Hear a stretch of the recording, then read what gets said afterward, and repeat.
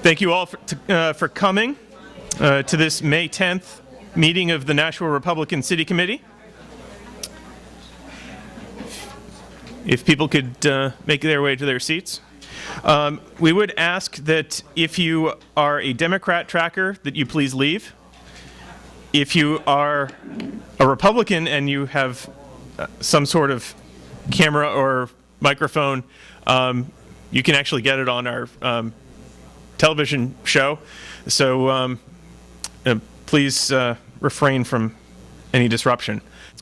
Okay, it's now my pleasure to introduce our primary speaker for the evening, candidate for governor, Ovide LaMontagne.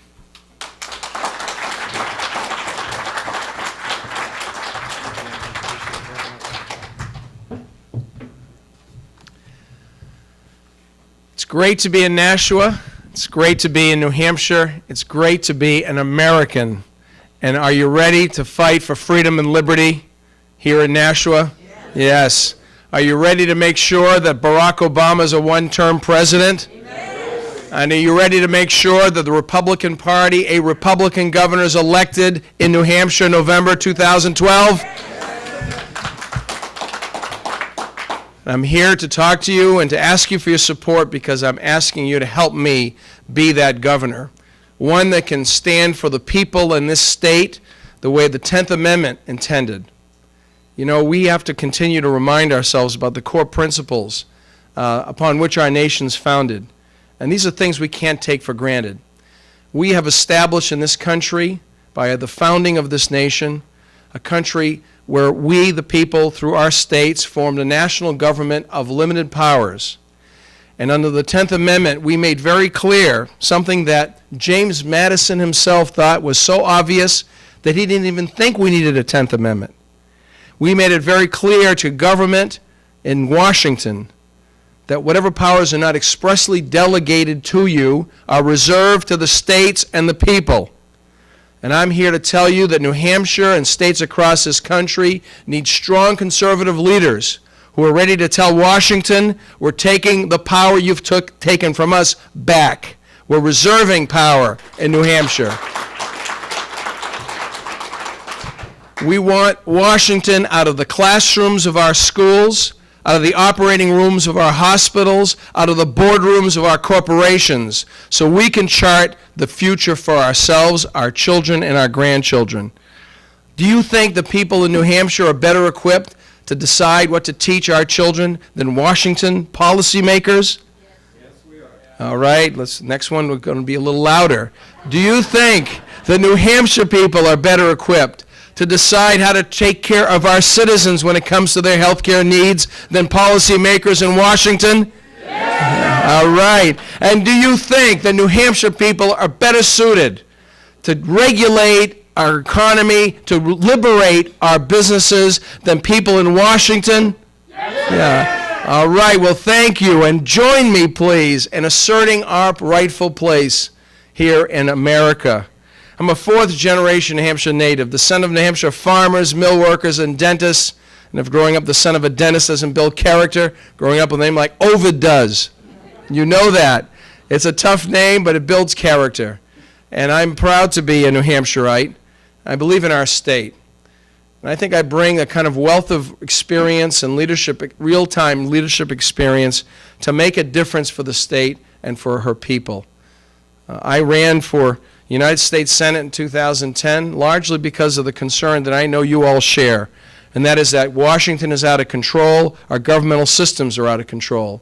And I wanted to go to Washington to represent the state and the people, to bring the federal government back into the four corners of the Constitution, to balance our budget. How about this? How about supporting a budget to begin with, but to have a balanced budget, to make sure we took care of international immigration issues and our commerce and so forth, but to devolve power back to the states and the people.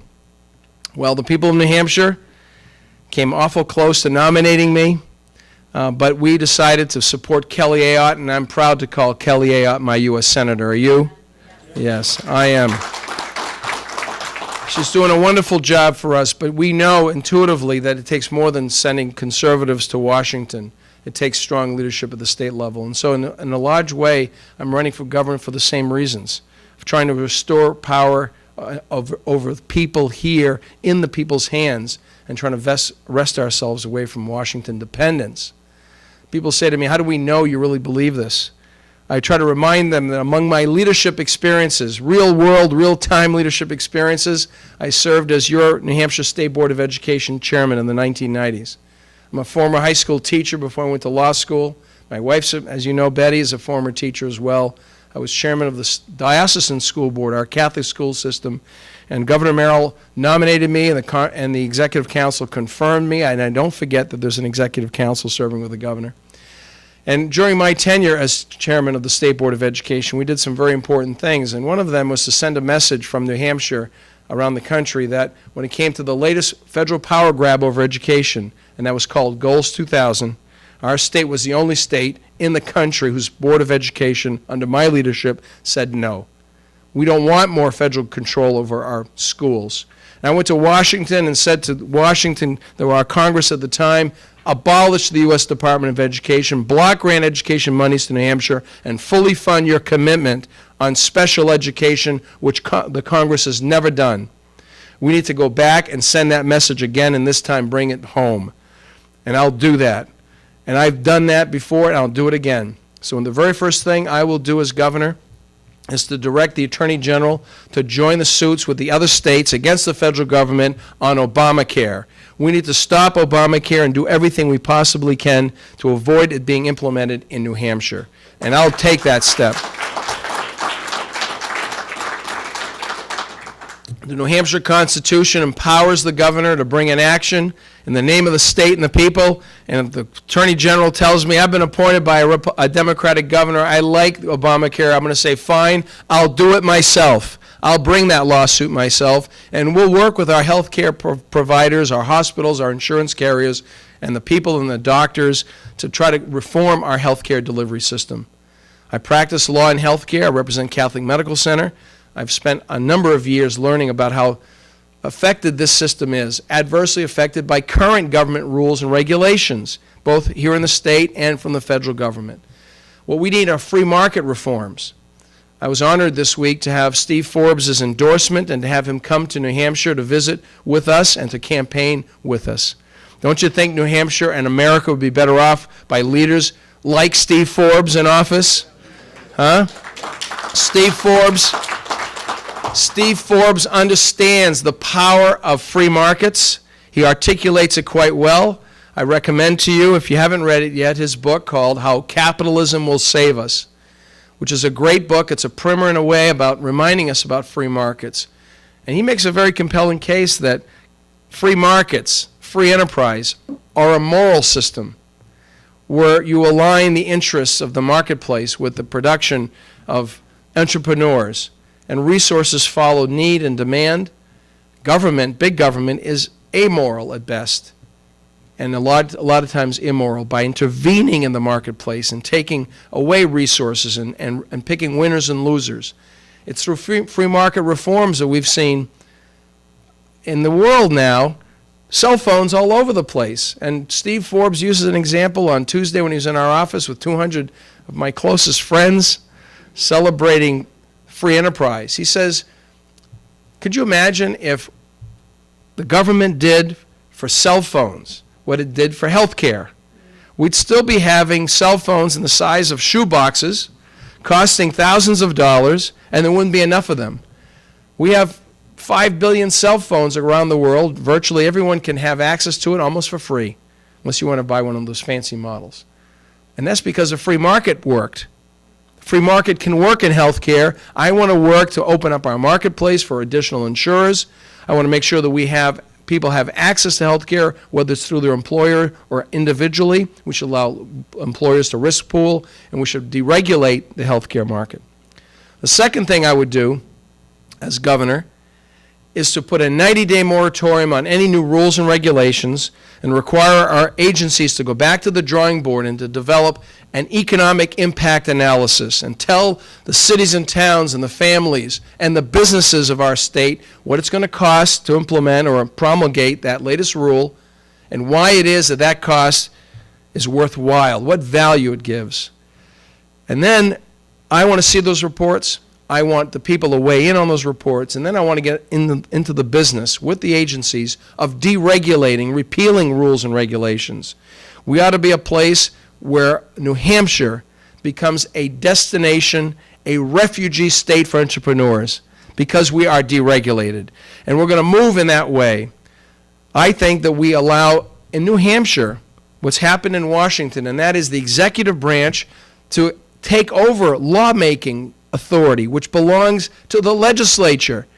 The executive branch shouldn't be making laws, and yet we do every time there are new rules and regulations that are passed, which is why I support a biennial session for the legislature. 1 year on, 1 year off. It will allow for people to come to the legislature from business and not have to leave their businesses behind, because right now we've got the legislature, those of you in the House and the Senate, thank you for your service, first of all. But you know what it's like. You got 1,000 bills, and they all see the light of day. If we were to act in 1 year, take care of our budget, any major pieces of legislation, and then take the second year to study the bills, we could have bills that are robust, complete, and those bills should not have rule-making authority in them.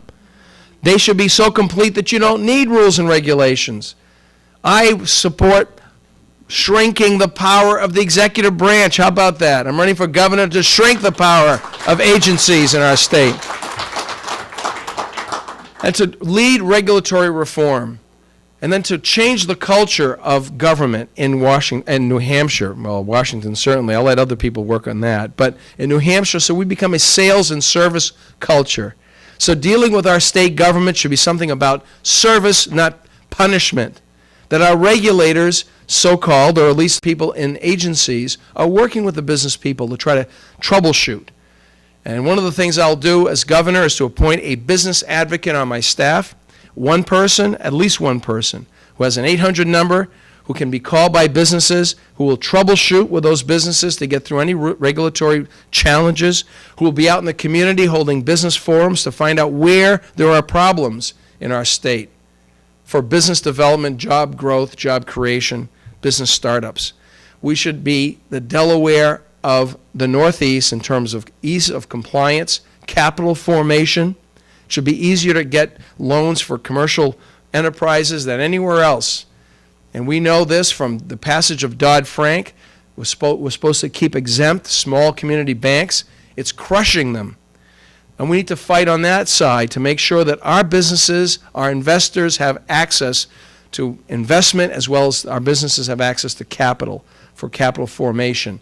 Because you know this, lending capital is the lifeblood of small business. And small business is the backbone of New Hampshire's economy. And secondly, the workforce, the ability of our businesses to hire qualified people to work, is a very important part of business expansion. And we need to make sure our educational system provides the workforce that our businesses need, and that we lead in aligning the interests of our employers with that of our educators. Too many times we allow our education community to decide this is what students need to learn without consulting the people who are going to employ them, and with not considering what the needs are to be a functioning, successful person in society, in our current modern society. I believe in education reform, and I think that we need to start by making it easier to create charter schools, looking at open enrollment within the public schools, and making it more effective for parents to educate their students at home by freeing, again, the homeschooling marketplace, and partnering with private education as well. For purposes of higher education, I propose an earn-to-learn program, or a learn-to-earn program, that would allow individuals to enter a course of study and get a degree that will lead to a job in a particular business. So if BAE says it needs 5 engineers a year in a particular area, say fiber optics, that we would work with a community college or a university to develop a BAE course of study. And a student who's accepted there may have some scholarship support from BAE, is mentored by them. When they graduate, that student's committing to work at BAE, and BAE is making the commitment to work there.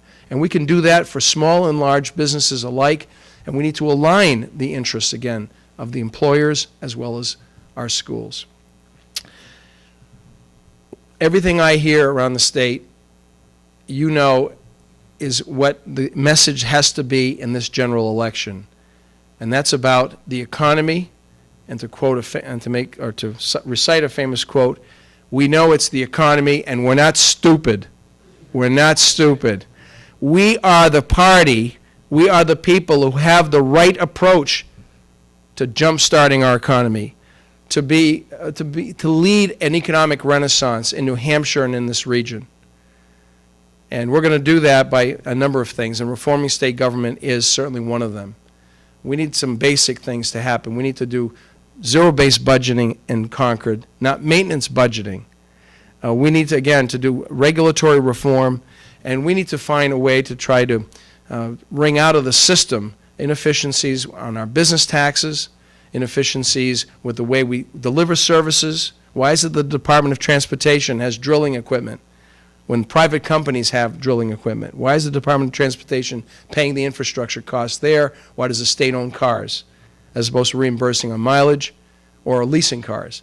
There's a number of efficiencies we can realize, and so we're bringing together people from the private sector to help, and Steve Forbes helped with that. On Wednesday morning we had a business roundtable with volunteers from around the state who are working with me on policy areas so that we're ready on day one to bring to New Hampshire state government the reforms that the people expect, and we'll be talking about that more as we go forward.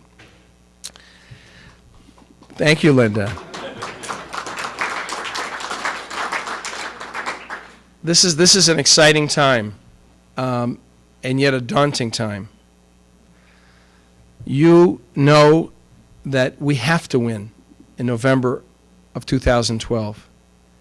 Imagine, if nothing else motivates you, imagine what it would feel like to wake up on the morning of November 7th, to walk down to the kitchen table and see your children, grandchildren, your loved one, and to look them in the eye and say, Barack Obama was reelected president. Imagine what it would be like to say, and Maggie Hassan is our new governor, or Jackie Silly. We can't have that. And we can't have that because what they propose to do is wrong. It's wrong because it puts its faith in government, big expenses, out of control.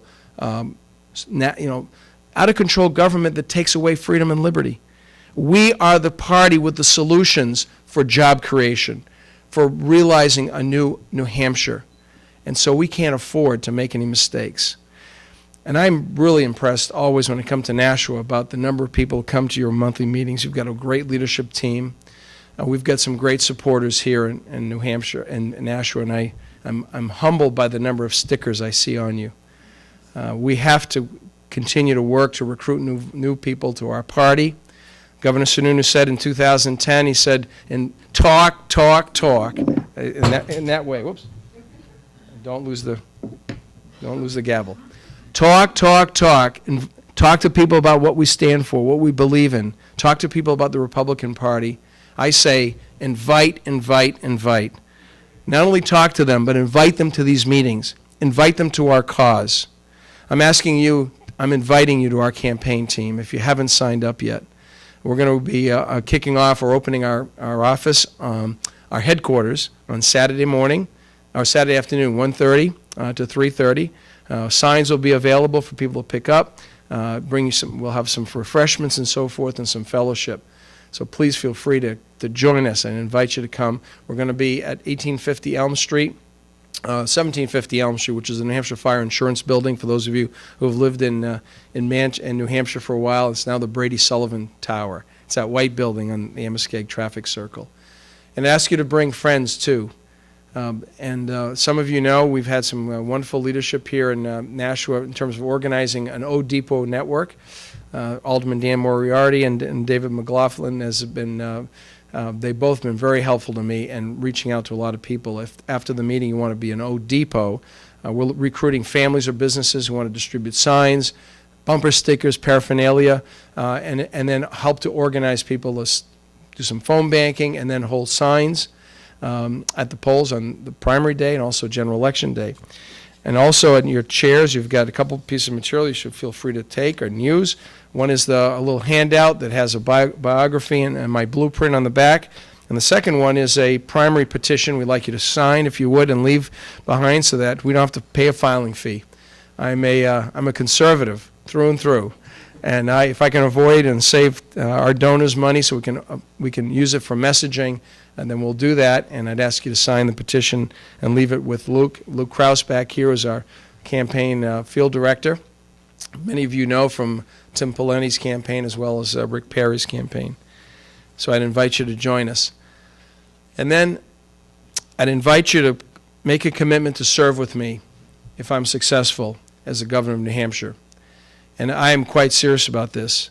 It's not going to be possible to bring the changes to New Hampshire that we need to bring by one person in the governor's office. I'll need people around the state who are willing to be my eyes and ears and work with me as part of our ongoing network, and then also be my voice. And I'll try to be your voice in Concord. So if you're in O Depot, I'd ask you to commit to me that if we're successful, to serve with me for 2 years. And let me know what's happening in the community. And I'll let you know what's happening in Concord. And we'll continue to be working together as a network for freedom and liberty and what's good about being in the Granite State. And I think we're going to see some really special things happen if we have an opportunity to represent the people of New Hampshire and to serve. The last thing I would leave you with is this. I think we are suffering from a deficit of leadership.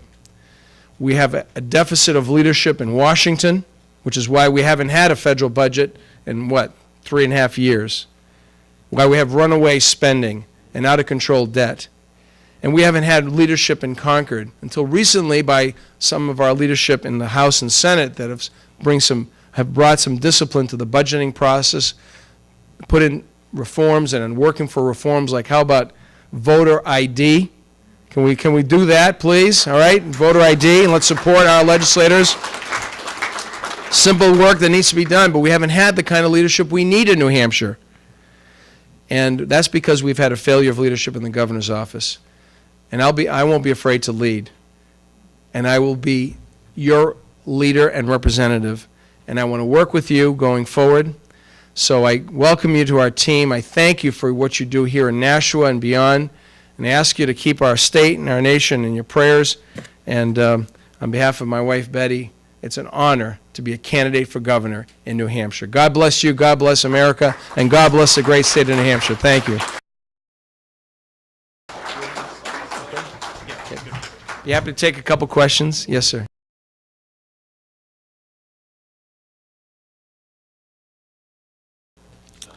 Well, I'm glad you asked the question. Right to work does not eliminate collective bargaining. Right to work frees employees to make a decision as to whether or not they will become part of the union. When I announced for governor on September 19th, I received a call from a woman in Manchester who said, "I'm so pleased that you stand with right to work and support it." You can't eliminate private collective bargaining. There's a fundamental right of individuals to collectively bargain. State employees have a privilege to collectively bargain. That is, they don't have an inherent right like private employees do. And so we need to continue to work with our employees at the state level to make sure they understand that this is a privilege of theirs. And so we have to some things we have to deal with, like pension reform, which we'll have to work with them on. But they need to understand and be reminded that their collective bargaining they have is a matter of privilege, not of right. On the right to work, it's important we educate other New Hampshireites. This does not take away collective bargaining, which is why I really want to be careful about that. People on the other side of the issue are, I think, using scare tactics and saying that that takes away collective bargaining rights. It doesn't. What it does is this. Like this woman called me, and she said, "I'm an accountant by training. I worked in my husband's small business. He died unexpectedly. My son was a freshman in high school. I worked to unwind his affairs, saw my son through high school, and was out of the workforce for 3 years. He went to college. I wanted to go into the workforce. I applied for a job that was advertised, part-time bookkeeper. I said, part-time, great way to go back to work. I went to be interviewed. They loved me. I loved them. I went back the next day to fill out the forms, fill out all the applications, and then they gave me a piece of paper. I said, "What's this?" It says, "A union membership." They said, "Well, we're a union shop." She said, "Well, but I'm only here for part-time work." Doesn't matter. You have to sign up for the union. She said, "I don't believe in what the union stands for. I want to work here, though." And they said, ma'am, if you want to work here, you have to sign this paper. That business lost a very valuable, potentially valuable employee that day, and that woman lost an opportunity to regain her position in the workforce, and that would not have done anything to take away collective bargaining rights. The one thing it does do, and this is an important piece of information too, I think, to take to our fellow citizens, it injects something I use one word into the relationship between the employees and their employer, and that's accountability. The union will be accountable to its members to justify why it is that it makes sense for them to continue to pay their dues and to be members of the union under a right-to-work situation. Right now, there is no accountability. Once there's a union in the shop, in the workplace, that's it. You have to either be part of it or you can't work there. There is no accountability between the workers and the union. And then finally, if we are a right-to-work state, we'll be the only one north of Virginia, east of Indiana. You will see businesses come here, businesses that see that New Hampshire is open for business and stands with employees. And it will be a very important step that we can take for New Hampshire. And it won't cost the taxpayers a penny.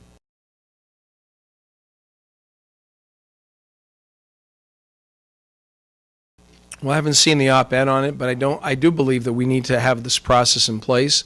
And the Attorney General has plenty to do and shouldn't be meddling in the affairs of the legislature and trying to deal with the people's business. The Attorney General is there to serve the people of New Hampshire, and there are a lot of things that should be done that haven't been done there in that office. So I'll leave it at that. When I'm governor, the Attorney General will know that that person is working as part of the executive branch, a constitutional officer or not. Now, there's an accountability within the branch, and there's a way to deal with other members of other branches of government.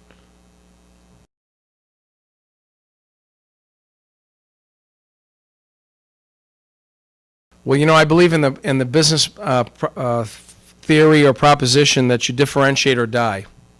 And that's how two companies are manufacturing paper towels, and one of them is more successful than the other. And to the average person, you say, well, the paper towels are the same thing, right? They sop up liquid or whatever. But if you differentiate on something as simple as that, you will sell more products if you have a higher quality, whatever it is. New Hampshire needs to continue to differentiate itself from other states, and we're already doing that. No broad-based tax, no sales tax. I'll veto any broad-based sales or income tax if one is brought to my desk. And the best way to assure that we don't have a broad-based sales or income tax is to make sure our spending is in check and is low. And we should only be spending that which we need to deliver the core services the Constitution expects. Secondly, we need to make sure that the other states in our area respect our New Hampshire primary, that they support it. We need to make sure that other states in the area know that New Hampshire is open for international trade too. And we need to do that in our region by letting people in Canada know that Old Orchard Beach is not in New Hampshire. And if you talk to Canadians, they say, oh, I know New Hampshire, I go to Old Orchard Beach all the time. Sorry, wrong state. We don't do enough to market ourselves and to differentiate with people outside of our region. And that's going to be an important thing that we do. And then lastly, while we need to cooperate to the extent we're a regional economy, we shouldn't be getting into what I would call entanglements like Reggie. Let's make New Hampshire take ownership for whatever strategy it wants, but not ceding authority to a larger organization. And so I would support repealing Reggie, at least our participation in Reggie. Are those some good examples of some things we do differently with other states? And, you know, and the competition with Massachusetts is about making sure businesses know there's a better advantage in being in New Hampshire from an infrastructure perspective, from a tax perspective. Even though our business profits tax and business enterprise tax are higher than they should be, and there are a lot of inconsistencies there, the aggregate tax burden on citizens in New Hampshire is lower than it is in other states. And so we want to do everything we can to keep our businesses here and relocate businesses from other states here. But that'll be by making sure people know there is a difference, a fundamental difference in being in New Hampshire than being anywhere else. And I don't know about you, but I am proud to be in New Hampshire, and I know we are the jewel, maybe a diamond in the rough, because we haven't told our story well enough. But we're going to polish this diamond and renew the New Hampshire advantage. So help me God. Thank you very much.